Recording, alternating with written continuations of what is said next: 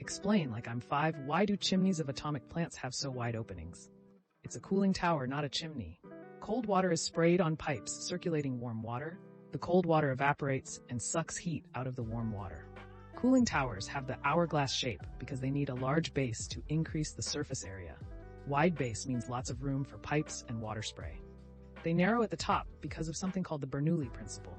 As diameter of the pipe gets smaller, the velocity increases. This helps suck out the steam to make room for more steam without having to pay for as many fans. It's also just a structurally strong shape. They are also not exclusive to nuclear reactors. Other power plants may have them too.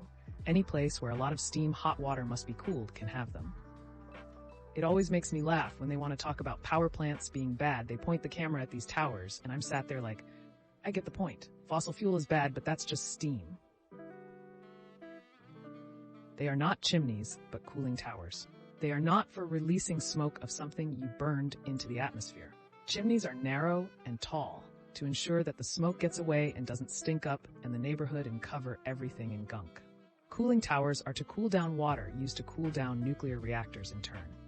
They are open at the bottom to let air in and rise up in the very thick tower to cool water through convection without needing any big fans to blow air over the water to cool it down.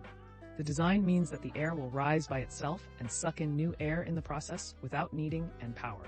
And it's worth noting that the gunk that does go up a chimney kills more people every day than nuclear power has in its entire history. Explain like I'm 5. Why do most powerful, violent tornadoes seem to exclusively be a US phenomenon? Like, I've never heard of a powerful tornado in, say, the UK, Mexico, Japan, or Australia. Most of the textbook tornadoes seem to happen in areas like Texas, Oklahoma, and Kansas. Why is this the case? Why do more countries around the world not experience these kinds of storms? Tornadoes require a very specific layering of air in order to form, especially for large ones.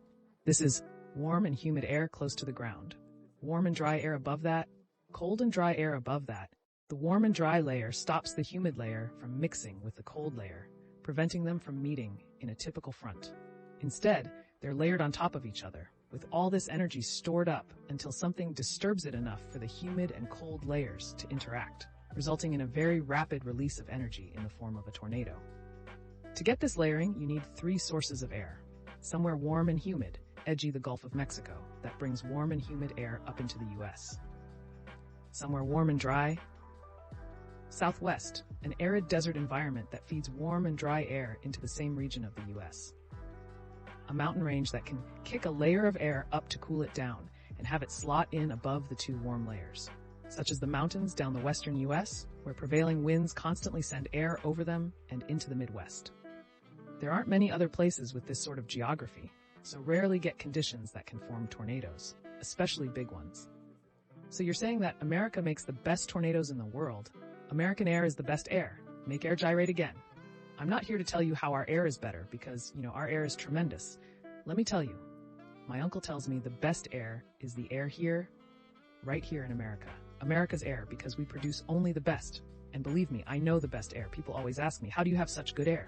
It's not just good air, it's great air. And you don't even know. My team does tremendous amount of research into how we make the best air. And it takes very specific conditions to get a powerful tornado. You need flat land with a strong current of cold air, meeting a strong current of warm air. There's a stretch of the USA that is close to the Gulf of Mexico's warm air currents and the Canadian Arctic currents. That entire stretch, north of the Gulf of Mexico to the Appalachian Mountains, is completely flat. These are the conditions for really powerful tornadoes because there's nothing to break the storm or redirect the airflows. Edit. Use more precise geography to stop comment arguing about whether the worst tornadoes happen east of the Mississippi or slightly west of the Mississippi. Explain like I'm 5. Why is it I'm at work, but I'm in class? Why does I'm in work or I'm at class sound wrong grammatically? Possibly because we consider work a location and class an activity. So you're at work, place, but in the middle of work activity. You're in class activity, but at school, place. A good comparison for location versus activity would be I'm at work and I'm at school versus I'm in a meeting and I'm in class. I'm at a classroom still sounds wrong, even if it's a location. You are in a classroom. That's specific to being inside of something though. You're in your work building, but you're at work. In English, we typically use at for a specific place and in for a general place. I'm at the mall. She's at home, specific place. I'm in New York. I'm in line equals more general, vague. Class doesn't really specify a specific location, but you do say I'm at school, because that is. It's just the idiomatic form of the language. Just like you get on a bus, but into a car. Or the fact that in the US, you would say that you are in the hospital, but in the UK, it would be in hospital. I've studied multiple languages, have an undergrad degree in foreign language, and taught as well. The linguistically, etymologically correct answer is, that's just how we say it. Explain like I'm 5. Why is it scary if someone leaks your IP address, i.e., how does doxing actually work? I am really not a computer guy, and this question has kind of been on my mind since I found out about doxing/IP grabbers ages ago. I didn't really care too much, since I am not a fan of putting people in danger over Twitter like a dickhead. But can someone tell me generally why it's a serious issue if someone leaks your IP?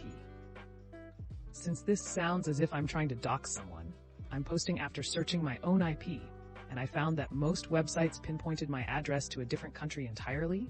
Still a country next to mine's, but definitely more than far away enough for me to care if mine's were leaked. Famous people who get doxed online always move away for safety, so I'm really confused why that is, when the website I used to check my own IP address on a bunch of places online at once usually all ended up being a whole country off. Even though I shouldn't need to state this outright, don't give a step-by-step guide on how to dox people. I don't want to know that. I just want to know why IP grabbing is such a big deal, and how doxing is possible, vaguely, in a way that forces people to move cities. IP address by itself is not a big deal, but combine that with a bunch of other details people let slip, and it can be weirdly easy to find someone. Personally, I prefer to hide in the data. Like, reverse search profile photo isn't going to help a lot. Privacy on the internet is like your average door lock. Most people can't get past a basic lock, or don't care to try, but it won't do much to stop someone who really wants to get in. Locks exist to keep honest people honest. They also make you a slightly less easy target, encouraging opportunistic or less committed criminals to move on and try the next door. IP addresses by themselves don't really have a huge effect in terms of doxing, but are more like a piece to a puzzle. Doxing, in a way, is sort of like piecing small bits of information together to build out information on somebody. Typically, it's all done through publicly available information vectors. As an example, let's say you're trying to find out the address of a long-lost cousin of yours. The only thing you have to go on is their name, and perhaps their parents' names, in this case. You also know what state they live in. From this information, you can use what you have to find out info, and then pivot into other pieces of information. This cousin is a registered voter and lives in a state where that is publicly accessible. You have a potentially easy vector to an address, but a bunch of information you'd need to filter down. Other clues can help too, especially social media presence. This sort of stuff is easy if the person is pretty typical and doesn't do much to hide their online presence. Where an IP address could come into play is with your example. Occasionally, the geolocation of the address is actually accurate and may give the doxer information like the country or state they live in. It's not concrete evidence, but it could narrow down results. It provides pieces to the puzzle, but isn't entirely helpful by itself. Stuff like this is why it is incredibly important to hide identifying information about yourself online. A social media presence is an incredible attack vector for bad actors. Unfortunately, in some states, even just registering to vote puts your name and address out on publicly available lists. Doxing is typically making someone's private information public with malicious intent. It doesn't need to be your IP address. It could be your name on a site you want to be anonymous on, or the town you live in, or perhaps your home address, etc. Your IP address could be used to find out other private information about you, perhaps including what town you live in, etc. One way to keep your IP address more private would be to use a trusted VPN. It's such a big deal if you're 12 years old. IP addresses don't matter, they regularly change too. Well, that's another episode of Explain Like I'm 5 in the books. I really appreciate all of you who made it this far into the video. Of course, if you enjoyed this video, it would really help the channel out a lot if you gave the video a thumbs up, subscribe, or leave a comment down below. I hope that you enjoyed it, and I'll see you next time.